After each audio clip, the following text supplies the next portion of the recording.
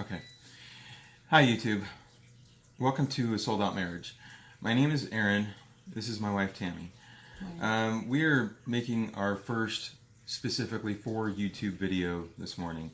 And so we're going to explain a little bit about why we're making this video. We have been married for almost 18 years. And one of the reasons that we are doing this video, and we're going to be continuing down the road doing more videos. And so if you do like this and you want to learn more, please hit the subscribe button and come back when we make more videos. I guess to begin, we've been working on our marriage for several years. We almost got divorced at one point. Now we're in a really great spot and we're working on getting even better. And so to explain a little bit more about that, I'll let my wife Tammy take over from there. Good morning. We both have our coffee, so you should have yours too. So as Aaron said, we've been married for almost 18 years, and a good portion of the beginning, for the first 11, we weren't terrible, but we really struggled with a lot of things. We struggled with just an array of issues, from financial addictions to sexual issues to, emotional, you name it. We went through it, and we weren't doing a very good job of navigating it. And we are Christians. We really put God first as much as we can, and we really wanted more of what we thought would be kind of the perfect Christian marriage, and we weren't having it. So we thought we just really struggled and felt really alone, because we thought that we were the only Christian couple that was struggling with all the issues that we were struggling with. And when you feel alone, it makes you, first of all, we didn't want to talk about it to other couples, because there was some kind of a shame associated with it. Which there still is. So not for us. We're not ashamed anymore, but we do feel like there's a big stigma within the church, regardless of what church you go to. And so, which is another reason why we're doing this video, and we want to do it. It's exactly why we're doing this video. So we basically, after about 11 years, we had a wake-up call, and we will talk about that actually more in further videos. But our wake-up call made us realize that we needed to do something to either we were going to get divorced or we needed to figure something out. And so about a year later, after still some more ups and downs, and we still weren't really talking about it to very many people, we found a couple who was willing to share their story through a podcast, and it was through that Christian couple that helped us realize that not only are we not alone, but there's thousands and thousands of Christian couples around the globe that struggle with the same kinds of things that we did. And so I guess really that's the part that I wanted to share. Do you want to share a little more about? I wanted to touch on that struggle you're talking about, that struggle that Tammy was talking about. We saw it every week, almost every day, in the people that we knew and the people from our church. And, before that wake-up call that Tammy was alluding to, we tried to make things better in our marriage in different ways. We went to conferences. We did all the things that were prescribed to us by our Christian friends and mentors to do. And we just found that all those things that we attended, all those things that we read, just were not practical. We didn't. Once we got home, we came down how excited we were for all the information we got, but then we realized how to apply it. How are we going to use this every day? And so that was just a struggle, and we just kind of thought, well, maybe we're just not understanding it. Maybe we're just not smart enough to figure this out. And then a year after the wake-up call that Tammy was talking about, Tammy, by the grace of God, I guess, stumbled across a couple that really were just like out there being real and telling their story. And out of that, my gosh, it just was a miracle, I guess you can really call it. I mean, yeah, it was a miracle. And, we started understanding how to practically use tools that we were learning. And well, I think at that point is when our marriage really radically started to change, and take on a new form. And it was this passion that we had to share with another couple that we knew that was going through a difficult time. But do you want me to keep talking about that, or do you? We can just kind of let this flow a little bit naturally. So usually works better that way. Yeah, for us. That's true. So this couple that we were friends with, they were really going through a struggle, and we had found these tools and really wanted to share them.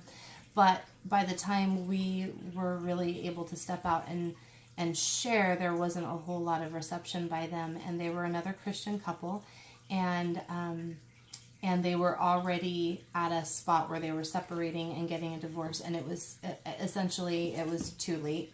And it was at that point that we decided that we were so sad that they could have had what we had, which was this new extraordinary marriage, where sex is a priority and date night's a priority and communication and masks off are a priority. So that's one of the biggest parts about it. But before I do that, I think we had another, which we haven't talked about, but another sort of wake-up call when we realized how pervasive the divorce rate is in Christian marriages. I mean, it's no different than the world, and that's what breaks our heart. You need to take a look at that if you haven't. Divorce is just the same as in the world, and it should not be. It just really should not be. And so, where was I going though before that? Well, I think we were just talking about the decision that we took to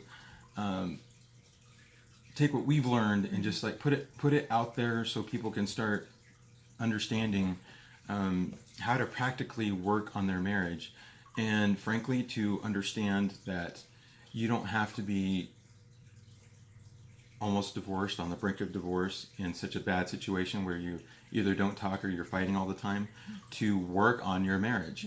And so to basically fight every day for your marriage long before divorce is even something to talk about. Yeah, I mean, if you're fighting each other every day, that's a sign that you need to do something different and start fighting for your marriage and work with each other. And so we really decided that this is going to be our platform, our passion, our being, our calling. And so, we started working on this within our own church, and we started realizing that, and I think we probably were in the same boat at one point, because of the shame, because of the thoughts that Christian marriages shouldn't have these problems just because they're Christian marriages. How ridiculous is that?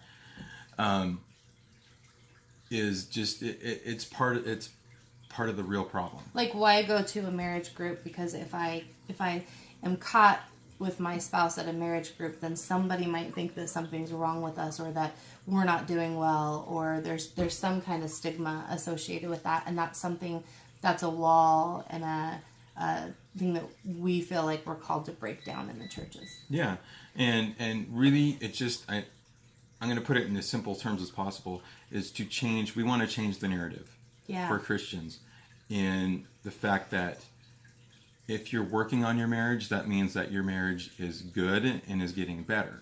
Or it's already great and becoming extraordinary. Yeah. Amazing. And the old narrative is that if you're working on your marriage, there's a problem. There's something wrong with you. There's a sin in your life that you're keeping secret. There's whatever. There's so many things out there that people label themselves or label each other if they're Christians in a community.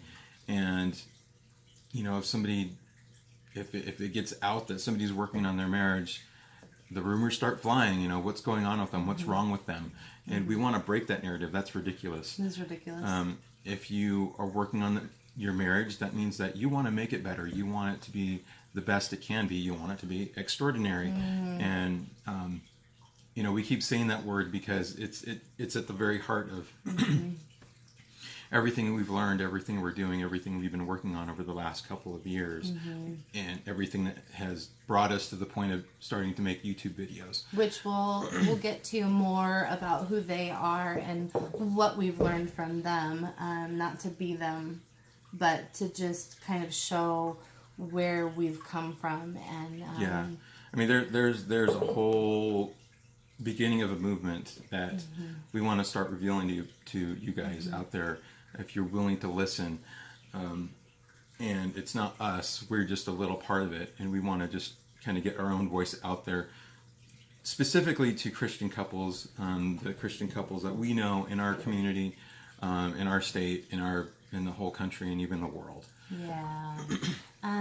So I guess the other piece of it that I really want to touch on just for a minute, because I feel like we're supposed to, I guess, is that, well, at least we have always heard, and I can't remember the scripture exactly. I'll have to look things up.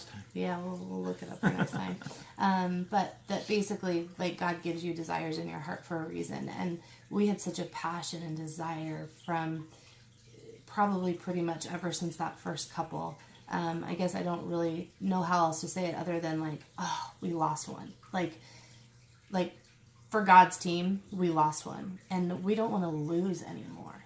And so I think one of the probably most impacting things that we've had ever since we started this ministry is that we had some students from a prophetic school of ministry talk to us and give us a prophetic message, and it was pretty much the most amazing thing I've ever had happen, because from the second we walked in the room and they prayed and spoke over us and began to talk to us, it was spot on with what we're doing and what we feel like we're meant to do. So we've had that confirmed. So we really feel like this is not, that we're called to do this. And so we're stepping out in faith because, I don't know, maybe people like being in front of the camera, but I don't know that we like it, but we're here. But we're doing it. So, yeah, I mean, I guess for now. Well, we'll wrap this up by, I think, just saying, if you're getting the idea that we really are not just Christians in speech pattern, but we actually have God in our lives. And I think that's one of the main keys that we will get. One main keys, main points that we're going to make over time is that put God in your life, put God in your marriage, learn some tools. And be real. And yeah, I mean, if you got God in your life, you're going to be the same person no matter whether you're at work, at home, at school. That's taking the masks off. Be yourself. Be who God made you to be. So I guess that's it for now. Yeah. I'll see you guys later. God bless. Bye.